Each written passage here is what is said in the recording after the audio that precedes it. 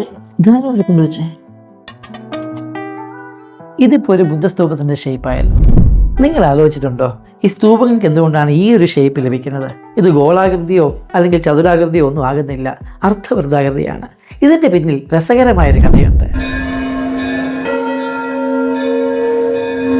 ബുദ്ധന്റെ മരണത്തിന് ശേഷം അദ്ദേഹത്തിന്റെ ഭൗതികാവശിഷ്ടം എന്ത് ചെയ്യണം സംബന്ധിച്ച് ശിഷ്യന്മാർക്കിടയിൽ ഒരു ആശങ്കയുണ്ടായി.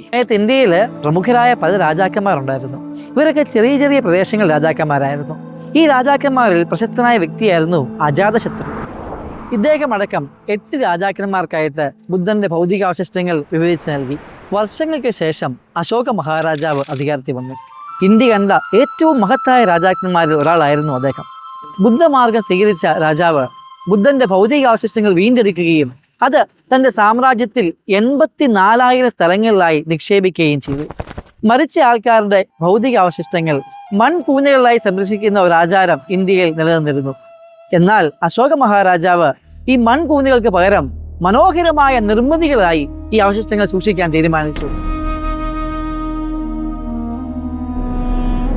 യുനെസ്കോ വേൾഡ് ഹെറിറ്റേജ് ലിസ്റ്റിൽ കാണപ്പെടുന്ന സാഞ്ചി സ്തൂപം അടക്കം ഈ മഹത്തായ നിർമ്മിതികളുടെ ഗണത്തിൽപ്പെടുന്നു. സ്തൂപങ്ങളുടെ പൊതുവായ ഒരു ഘടന നോക്കുകയാണെങ്കിൽ അണ്ഡാകൃതിയിലുള്ള മധ്യഭാഗത്തായിട്ടാണ് ബുദ്ധന്റെ ഭൗതികാവശിഷ്ടങ്ങൾ വെച്ചിരിക്കുന്നത്. ഇതിനു ചുറ്റുമായി ഒരു വേലിക്കെട്ട് കാണാൻ സാധിക്കും. വേദിക എന്ന പേരിലാണ് ഇത് അറിയപ്പെടുന്നത്. ഈ വേലിക്കെട്ടിന് ചുറ്റുമായി നമ്മൾ ഇന്ന് അമ്പലങ്ങളിലുള്ള പോലെ ഒരു പ്രദക്ഷിണ പദം ഇതിനെ ചുറ്റി നടക്കാൻ വേണ്ടി നിർമ്മിച്ചിരിക്കുന്നു. വേദിക്കുള്ളിലായി സ്ഥിതി ചെയ്യുന്ന പ്രദക്ഷിണ പദത്തിലേക്ക് പ്രവേശിക്കാനായി പ്രവേശന കവാടങ്ങൾ കൊടുത്തിട്ടുണ്ട്. 4 വശത്തു നിന്ന് കൊടുത്തിരിക്കുന്ന ഈ കവാടങ്ങൾ ചിത്രപ്പണികളോടുകൂടി അലങ്കരിച്ചതാണ്. ഇതിനെ തോരണ എന്ന് വിളിക്കുന്നു. സ്തൂപത്തിന്റെ ഏറ്റവും മുകളിലായിട്ട് കുടകൾ കമിഴ്ത്തി വെച്ച പോലെയുള്ള നിർമ്മിതികൾ കാണാം. സാഞ്ചി സ്തൂപം നോക്കുകയാണെങ്കിൽ ഇത് 3 ലെയറായിട്ടാണ് ഇരിക്കുന്നത്. ഈ നിർമ്മിതികൾക്ക് വിളിക്കുന്ന പേരാണ് ഛത്രി. ആകാശത്തിനെയാണ് ഈ ഛത്രികൾ പ്രതിനിധാനം ചെയ്യുന്നത്. അണ്ഡത്തിന് മുകളിലായി സ്ക്വയർ ഷേപ്പിലുള്ള ഒരു നിർമ്മിതി കാണാം. ഹർമിക എന്നാണ് ഇത് അറിയപ്പെടുന്നത്.